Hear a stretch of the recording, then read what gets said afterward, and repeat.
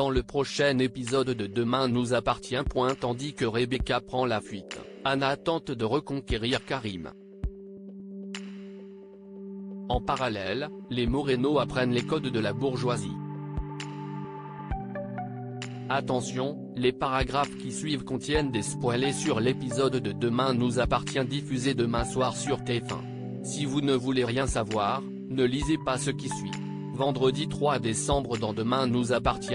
Rebecca prend la fuite et à la suite de son arrestation, Raphaël est entendu par la police et fait croire qu'elle travaillait tard à son cabinet le soir de la défenestration de Xavier.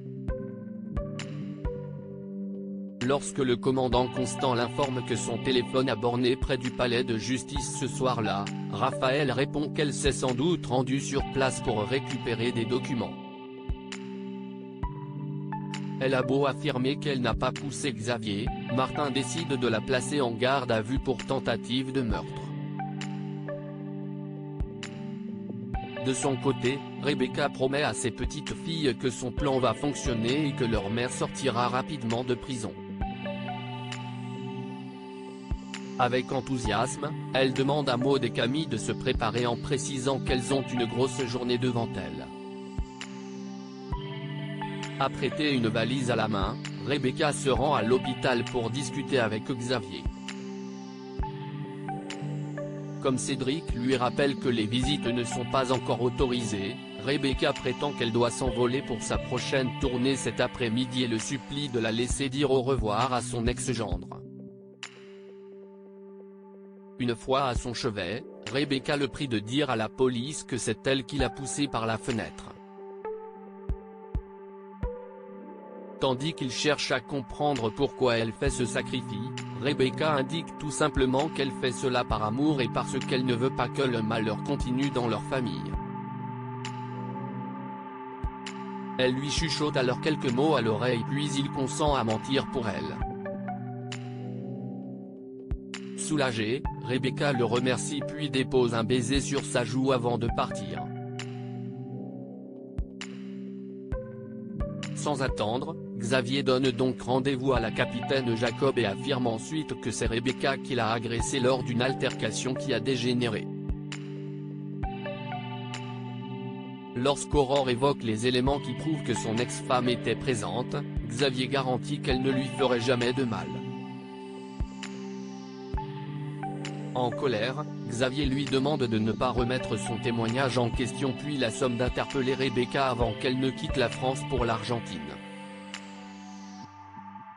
Immédiatement, Martin et Aurore se mettent en route pour l'aéroport et pensent avoir réussi à l'intercepter.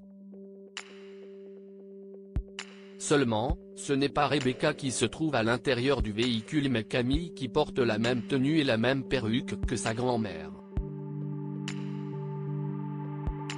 Face à leurs questions, l'adolescente répond qu'elle se rend à l'aéroport pour récupérer l'une de ses amies avec laquelle elle a prévu de faire une séance photo Instagram.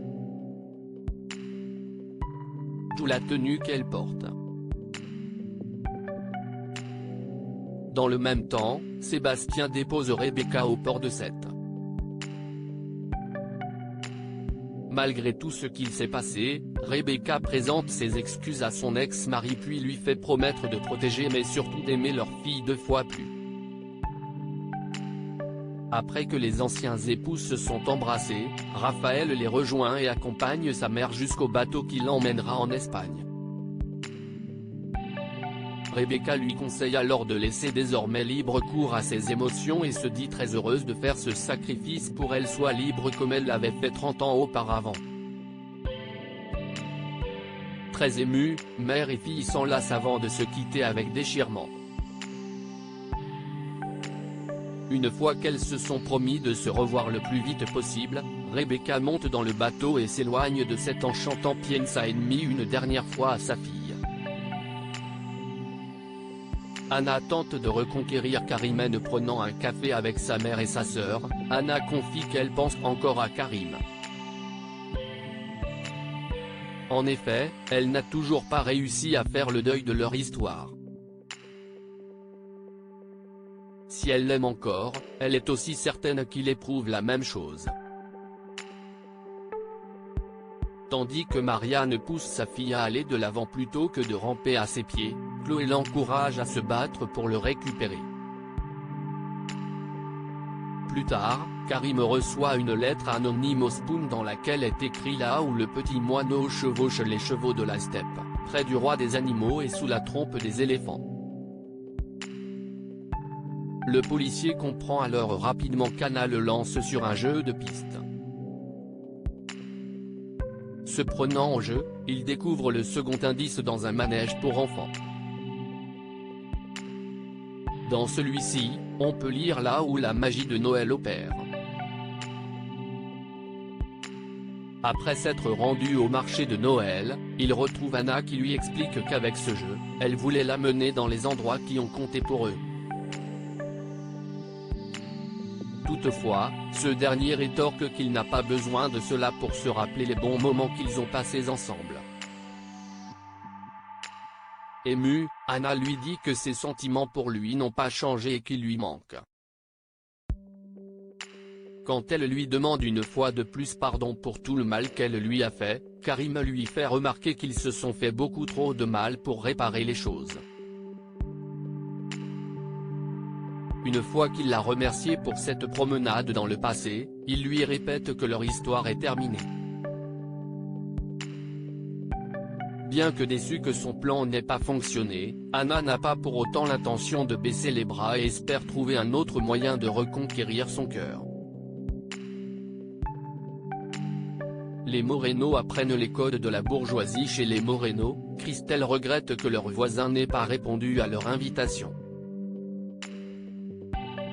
Pour Charlie, ils sont peut-être riches mais ils n'ont pas les codes de la bourgeoisie.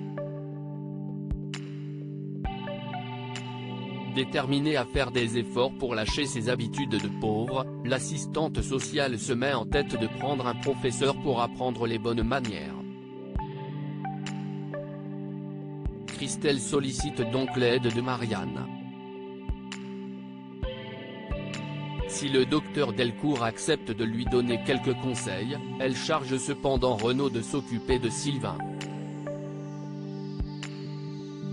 Pendant que Marianne donne un cours à Christelle pour être une parfaite mondaine, Renaud guide les choix vestimentaires de Sylvain. En fin de journée, Christelle et Sylvain passent aux travaux pratiques. Leurs progrès sont visibles mais ils craquent malheureusement en mangeant un burger avec les mains.